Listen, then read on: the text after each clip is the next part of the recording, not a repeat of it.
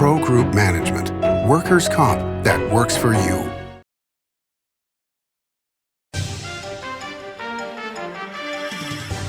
Welcome to Nevada Newsmakers. On the broadcast today, Jay Kenny joins us. He's a candidate for Reno City Council Ward 2. He's here for the whole show on an all-new Nevada Newsmakers. For now, abortion is legal in Nevada. But Adam Laxalt wants to change that. He called Roe versus Wade a joke. Roe v. Wade was always a joke. Electing Adam Laxalt means giving Mitch McConnell the power to pass a nationwide ban on abortion that would overturn Nevada's abortion protections. Adam Laxalt has shown us who he is on abortion. We should believe him.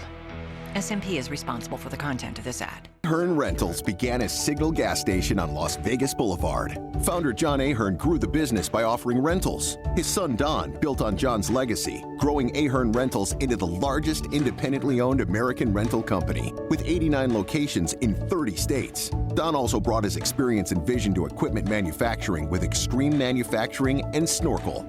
Today, Ahern Rentals continues to bring its family values to a new generation. Learn more at ahern.com. Pro Group Management offers workers' comp services to a growing number of industries. As businesses grow and change with the times, the need for a solid workers' comp program must be flexible and up to date. The evolving nature of regulations can make staying ahead of complex tasks challenging. But Pro Group Management simplifies the work so your industry can move forward and succeed. Pro Group Management, workers' comp that works for you. The 10th Annual Nevada Newsmakers Goes to Washington is brought to you by the Regional Transportation Commission of Washoe County, your RTC, our community. Pro Group Management, workers' comp that works for you. University Medical Center of Southern Nevada. Compassion, accountability, integrity, respect. The Nevada Mining Association, mining a better future for Nevada. And NV Energy. NV Energy proudly serves Nevada, providing electricity to 2.4 million electric customers. This is Nevada Newsmakers with host Sam Shad, a no-holds-barred political forum. Now, from the Nevada Newsmakers broadcast headquarters, here is Sam Shad. And back on Nevada Newsmakers, pleased to welcome back to the program Mark Robison from the Reno Gazette Journal, and he's going to co-host with me. We were hoping for a debate between Naomi Dewar, who is Ward 2 City Councilwoman. She turned us down, said she has a video available and other engagements, and so Jay Kenny is her opponent, and we're pleased to welcome you to the program, sir. Well, thank you for having me. I appreciate it. Well, I'll start with the first question. So one of the things that's going on right now before the City Council is they're appointing a replacement for Oscar Delgado. And so 4 appointments in a row, no special elections. There's always going to be a certain amount of time that it takes to do a special election, because to do one of those, a candidate needs to set up a campaign and talk to people. There needs to be time for that. So there's always going to be a time commitment for that. There's going to be a vacancy in the seat. How would you handle that if you are on the City Council and it comes up for a vote? Will you vote for a special election or for appointing someone? Well, Mark, I think every situation is going to be different there, and without being there and having dealt with it. But I can tell you this. I think it's very important that the people's voice is heard. And I think that's what it really comes down to with these special elections. I would hold a special election if we could, and not continue to appoint, in which we're doing. We are not allowing people to choose and elect the person that should be in there. We have to get away from looking at special interest groups and people who are political outsiders, not political insiders right now, just like myself, who's a political outsider running for office. So I think it's important to make sure that we're listening to the people and giving them the opportunity to vote who they think is best for that ward. Okay, so I was looking at your website, and you bring up special interests as something that you have problems with. What are the special interests that you're concerned about? I think it comes there. there comes down to a lot of things, whether it's, developers, political insiders. That's the biggest difference in this race right now is I'm not beholden to anyone. I am that political outsider. I am that small business owner. I am that concerned citizen. That's one of the reasons I'm running.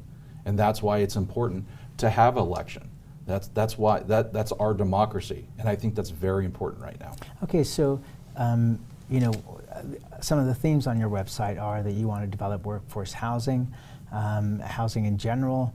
How do you do that without working with developers? I mean, are you able to pick and choose between who you think are the good developers versus the bad developers? No, How does that work? I'm not saying that we need to collaborate and work with developers. We need to sit down at the table and not so much, we need to start looking long-term, not short-term. Long-term vision, collaborating with developers, and regionalization, working with the county, working with Sparks. We really need to start focusing on that. And I think that's where you start, is bringing in and gathering up a team to start focusing on, where should we go, what infill projects we should look at, and then also working with the community and asking them, hey, look, what do you think about this project? And I don't think we do a good job of that. What would be a specific example of a decision involving a developer, a development that you would have done differently than your opponent? Done different than my opponent? Well, again, I would have to really sit down and look at all the developments that are happening in my ward right now, because there is quite a few.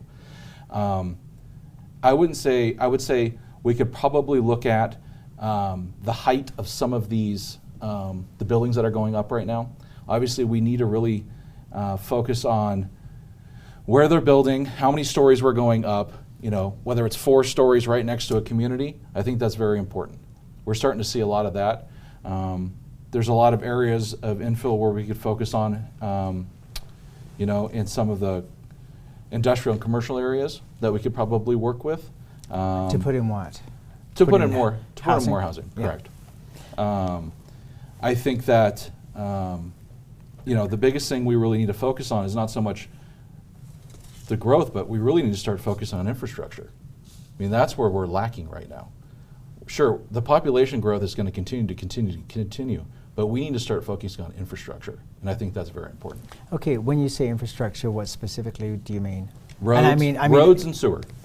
Okay, so sewer, you bring up the biggest issue of all that nobody really wants to talk about. Yes. Which is we're seeing some benefits to the Tahoe Reno Industrial Center, helping to build that pipeline to take gray water from the sewer plant up to TRI to be used by the industrial uses up there. But eventually we're going to have a sewer plant expansion if we're going to allow this growth to continue. Are we looking at $1 billion project there? That I have, to be honest with you, I couldn't answer that question. I would have to look into that. But I do know that we do need that sewer infrastructure. We do not have the current infrastructure for what we are building right now. Now, whether or not what that's going to cost, I would have to look into that for you. I don't have that. But does that concern you? Because that's likely to be something that would be paid for by the local citizens rather Absolutely.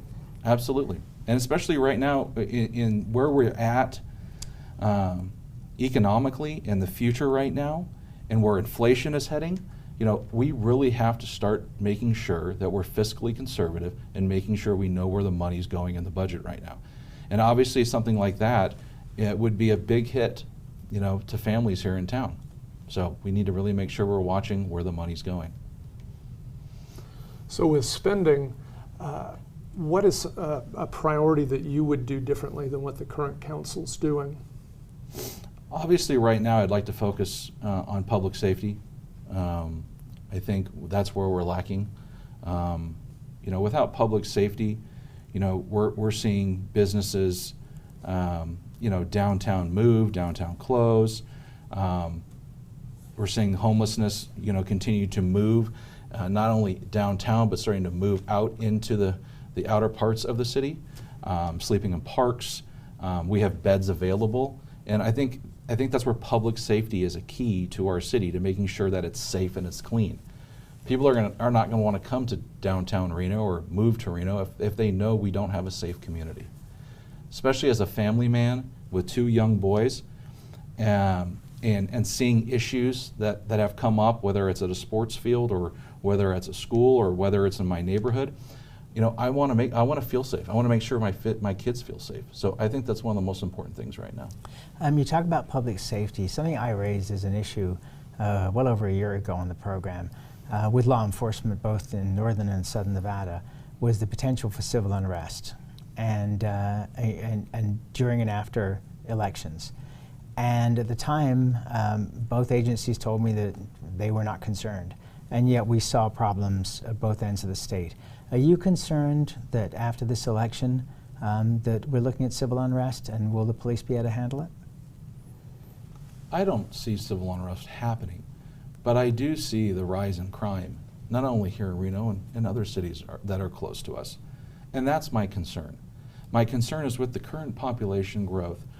Our department is not growing with that population growth. I went on 2 ride-alongs, one with RPD and one with the sheriff. And I have to be honest with you, I was a little nervous. We went on multiple calls where it was just with one officer with no backup, not only putting his life in danger, but also putting those that he's trying to help in danger because he doesn't have the backup he needs. You know, we don't have a dispatch or a call center in South Reno. We used to, but it sits empty. And that's frustrating to me. So where are our tax dollars going? Why aren't we supporting the police and getting them what they need? But civil unrest, no. But we did see a riot on our hands downtown, and I can tell you that's not going to happen on my watch. You know, I support the police. The police are backing me. They support me 100%. And I think the community needs to get behind them a little more as well. And same as the city council. Again, we need a safe city, and that's the most important thing.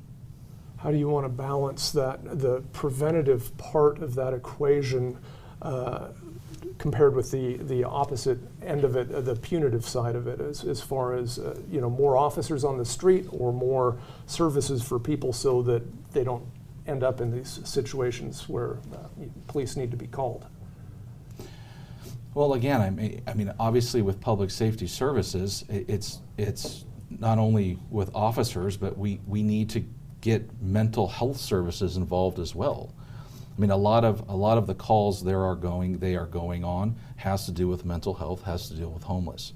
So, again, we have to work with our regional partners more than we are now to get those who. There's going to be those that want help. There's going to be those that don't want help, but we have to really focus on the ones that want the help and give them the ability and the tools that they need to get off the streets.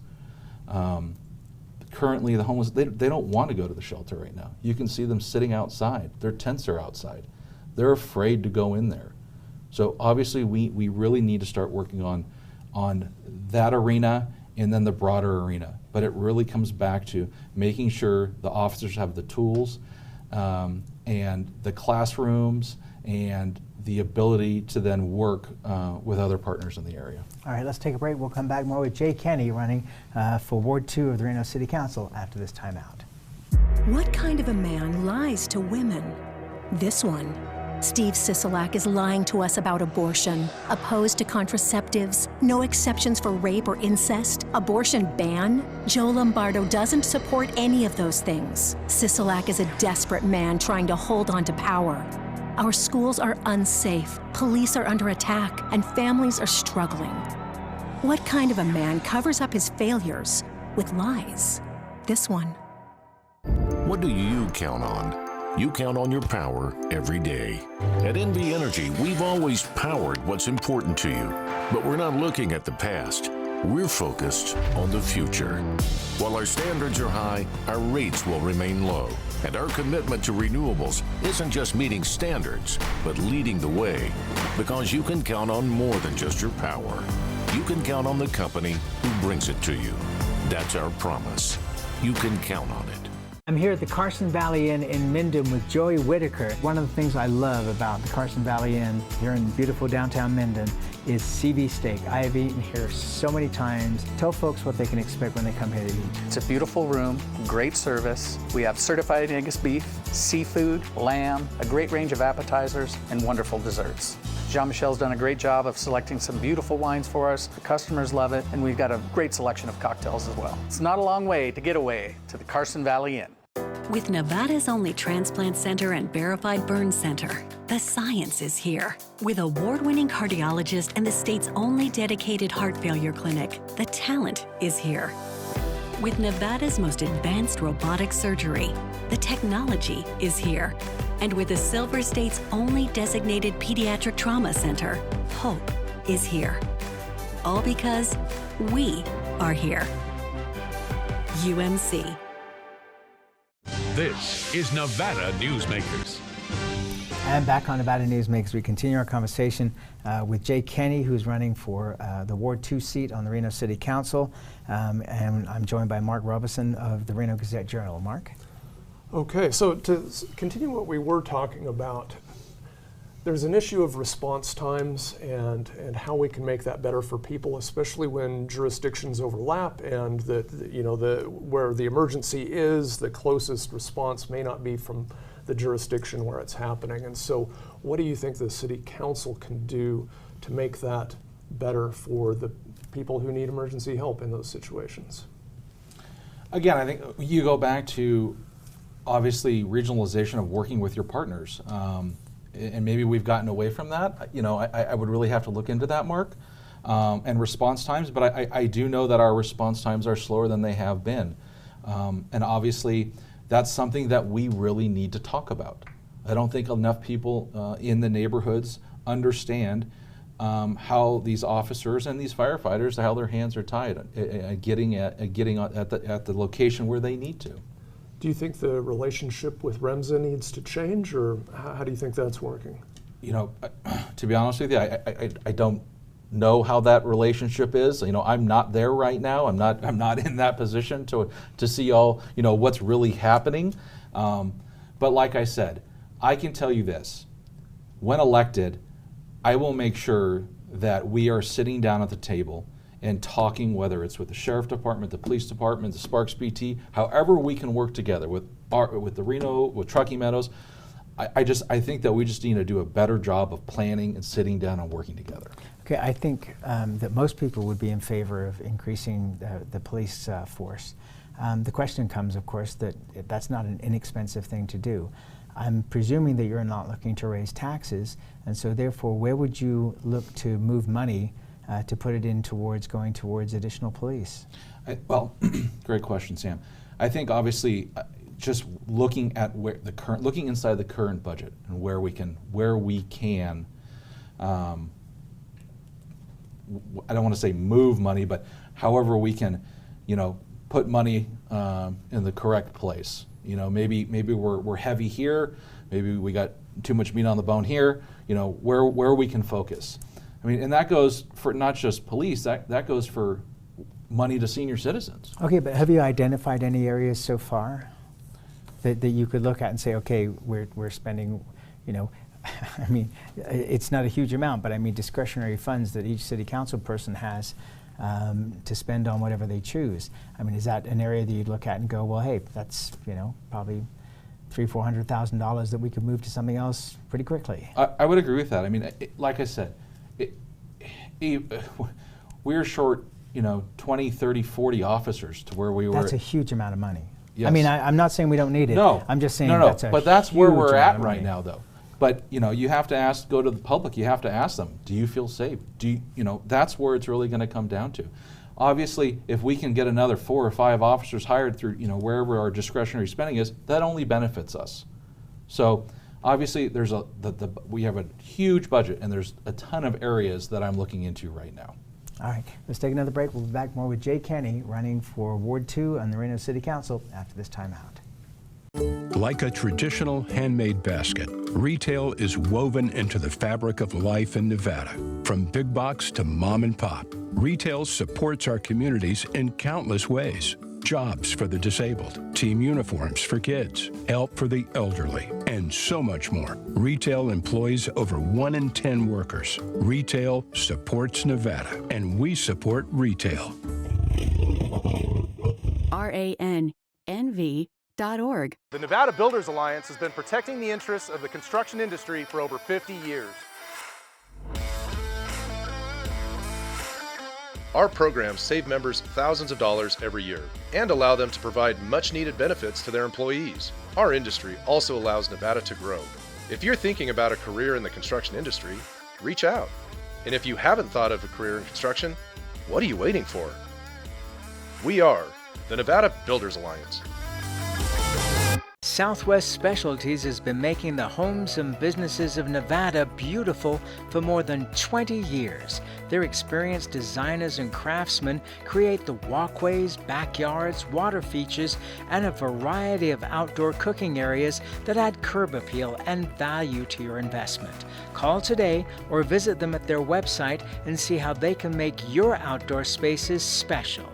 Southwest Specialties, creative, distinctive, beautiful. This is Nevada Newsmakers.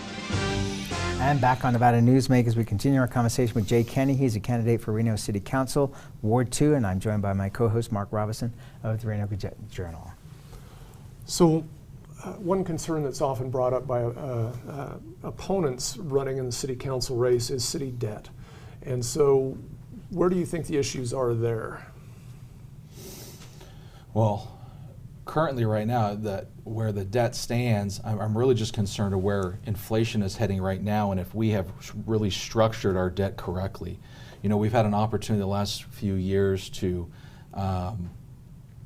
reschedule that debt, and I don't think we did a good enough job of making sure we did that. Obviously right now, where rates are going, it's going to be pretty tough for us to restructure anything.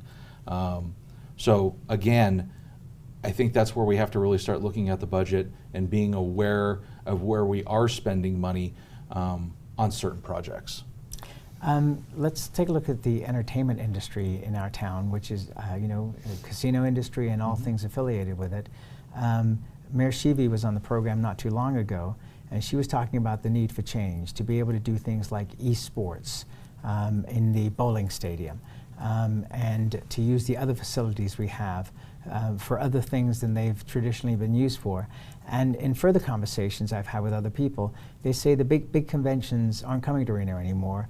The conventions that are coming are plenty, but they can be handled by the properties. What are your thoughts on what Reno should look like down the road here? I think if there's an availability of whether it's the bowling stadium or convention center, you know, if we're not using them and there's an opportunity to bring people in that benefits all of us here in Reno, I think we should, whether esports, whether it's concerts or bands, or I think that we should do a better job of bringing more events into town. Obviously, whether it's, promoting, race cars or, like Vegas is doing right now, or, maybe bringing in more things at the Aces Stadium. I think that's a great opportunity, and I think we have event arenas that aren't being used correctly. So downtown Reno is in a bit of a transition, and there's an awkward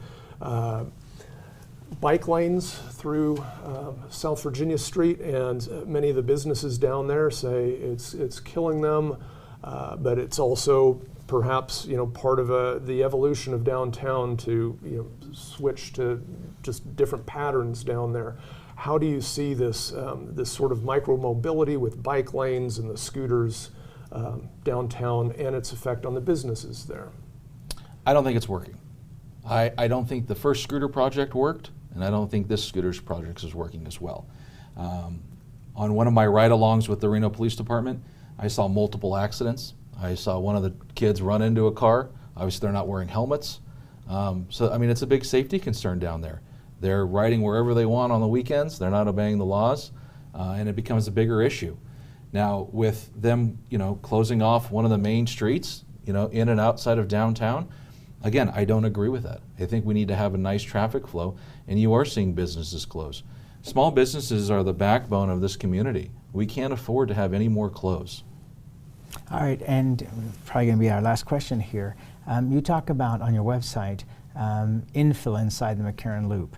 I remember years ago, Dina Titus talked about a ring around the valley for Las Vegas to keep everything within the 215 instead of the sprawl.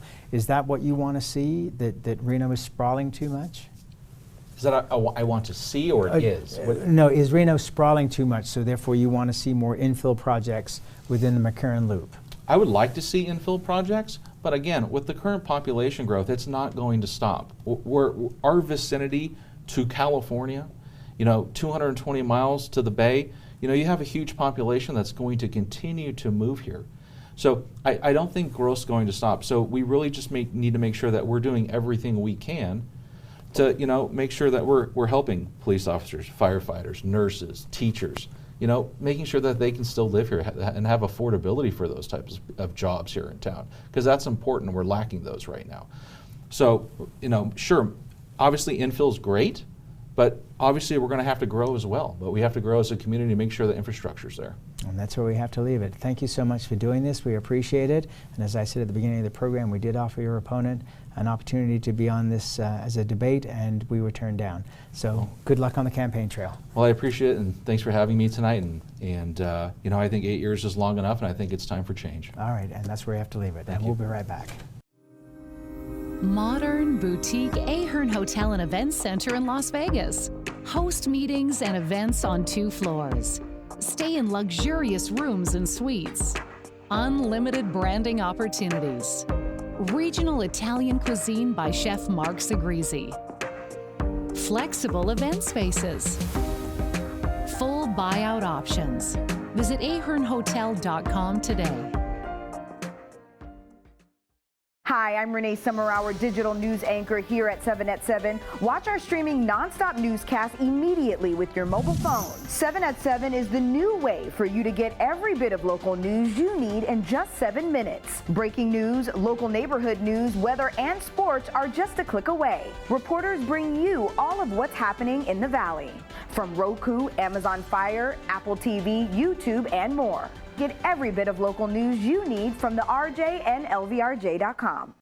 Early in the morning or throughout the night, professional truck drivers are on the job, serving you, safely moving freight that's crucial to our economy. From the oldest industries to our newest innovators, from the exotic to the everyday, trucks are everywhere, moving everything. Never afraid to embrace a future that makes Nevada and our nation stronger. Trucking moves America forward. The 10th annual Nevada Newsmakers Goes to Washington is brought to you by the Regional Transportation Commission of Washoe County, your RTC, our community. Pro Group Management, workers' comp that works for you. University Medical Center of Southern Nevada. Compassion, accountability, integrity, respect. The Nevada Mining Association, mining a better future for Nevada. And NV Energy. NV Energy proudly serves Nevada, providing electricity to 2.4 million electric customers. As always, you can watch Nevada Newsmakers 24 hours a day at NevadaNewsmakers.com. We'll see you on the next show.